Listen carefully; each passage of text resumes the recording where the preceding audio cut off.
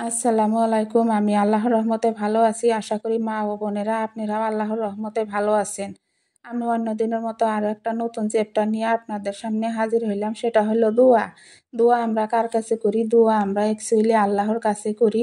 যখন আমরা দোয়া করি তখন আল্লাহর কাছে আমার কলবটা জুড়ে যায়। যেমন মোবাইল চার্জ দিতে হলে কারেন্টের সাথে জয়েন্ট দিতে হয়, তেমনি আমার কলবটাকে জুড়ে দিতে হয় আল্লাহর কাছে জিকিরের মাধ্যমে। এই যে যখন আমি আল্লাহর কাছে বা আপনি আল্লাহর কাছে যতক্ষণ দোয়া করেন, কথা বলেন, ততক্ষণ আপনার অন্তরে আল্লাহর রহমত, বরকত আর বেলায়েতের চার্জ আসে। আপনার কলব শক্তি পায় এই জিকিরের মাধ্যমে। আপনার অন্তরে গুনাহর প্রতি ঘৃণা আসে, নেক আমলের প্রতি মহব্বত বাড়তে থাকে। আপনি যেখানেই বসে থাকেন না কেন, রিক্সায় থাকেন, অফিসে থাকেন, রান্নাঘরে থাকেন, উঠান ঝাড়ু দিতে থাকেন, সব সময় আপনি বা আমরা কি করতে লাগে? আমার নবীজি শিখানো মাসনুন দোয়াগুলা পড়তে লাগে। এগুলো পড়তে তো আমার সময় নষ্ট হয় না, জিহ্বা আর অন্তর দিয়া কাজ করা যায়। সুবহানাল্লাহ, আলহামদুলিল্লাহ, আল্লাহু আকবার, লা ইলাহা ইল্লাল্লাহু মুহাম্মাদুর রাসূলুল্লাহ সাল্লাল্লাহু আলাইহি ওয়াসাল্লাম, লা হাওলা ওয়ালা কুওয়াতা ইল্লা বিল্লাহিল আলিয়্যিল আযীম, লা ইলাহা ইল্লা আনতা সুবহানাকা ইন্নী কুনতু মিনাজ জালিমিন, লা ইলাহা ইল্লাল্লাহু ওয়াহদাহু লা শারীকা লাহু লাহুল মুলকু ওয়া লাহুল হামদু ওয়া হুয়া আলা কুল্লি শাইইন কাদির। এগুলো আমরা যতগুলা দোয়া ছোট ছোট জানি, সব সময় আমল করা আমাদের পক্ষে খুব ভালো। তাই আমরা সময় নষ্ট না করিয়া সব সময় এগুলা দোয়া দরুদের দ্বারা আমাদের জিহ্বাকে তরুতাজা রাখবো। আমরা যা কিছু চাইবো একমাত্র আল্লাহর কাছে চাইবো, যে আল্লাহ মায়ের পেটে কোনো মানুষের সহায় ছাড়া বাঁচাইয়া রাখলো, কিছুই ছিলাম না, তারপরেও হাত পা রক্ত মাংস হার্ট কিডনি সবই দিল।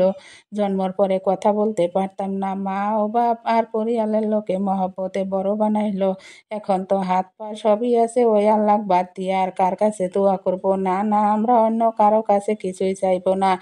আমরা হুজুর, মাওলানা, মুন্সি, ওলি আল্লাহ, গাউস, কুতুব, পীর সব মানুষের মহব্বত করব, তাদেরকে মহব্বত করব। আমার আল্লাহর বান্দা আর আমার নবীর উম্মত, তাই তাদেরকে আমরা মহব্বত করব। তাদেরকে আল্লাহ, যে আল্লাহ বানাইলো আমাদেরকে ওই আল্লাহ বানাইছে, তাই আমরা তাদেরকে সম্মান করব। তাদের কাছে আমরা না জানা বস্তু শিখে নিব। তারা আমাদের থেকে বহুত কিছু বেশি জানে, তাদের থেকে আমরা বহুত দোয়া বহুত কথাই শিখে নিব। কিন্তু আমার আল্লাহর স্থানে তাদেরকে বসাবো না। আমার আল্লাহ সব গুনাহ মাফ দিতে পারেন, কিন্তু শিরক গুনার মাফ করবেন না।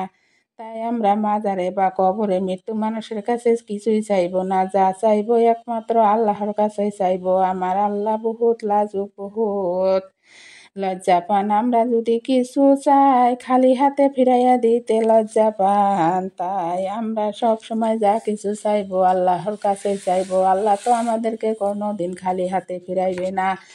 যে উদরে খাদ্যে ভরা তাহাতে মারেফতের জ্ঞান জমা হয় না। গুনাহ হইতে না ফিরিয়া শুধু মৌখিক আস্তাগফিরুল্লাহ বলা মিথ্যাবাদর পরিচয় বা তৌবা বটে। প্রত্যেক ইন্দ্রিয়ের জন্য তৌবা আছে। হারাম ত্যাগের সংকল্প করা, মনের তৌবা। হারাম বস্তু দর্শন হইতে বিরত থাকা, চক্ষুর তৌবা। অবৈধ কথা শ্রবণে ক্ষান্ত থাকা, কর্ণের তৌবা। হারাম বস্তু গ্রহণে বিরত হওয়া, হস্তের তৌবা। নিষিদ্ধ পথে গমন হইতে বিরত থাকা, পায়ের তৌবা। হারাম বস্তু না খাওয়ার নামই উদরের তৌবা। জেনা, ব্যভিচার বা অপমানের কাজ হইতে বিরত থাকা, গুপ্ত অঙ্গের তৌবা।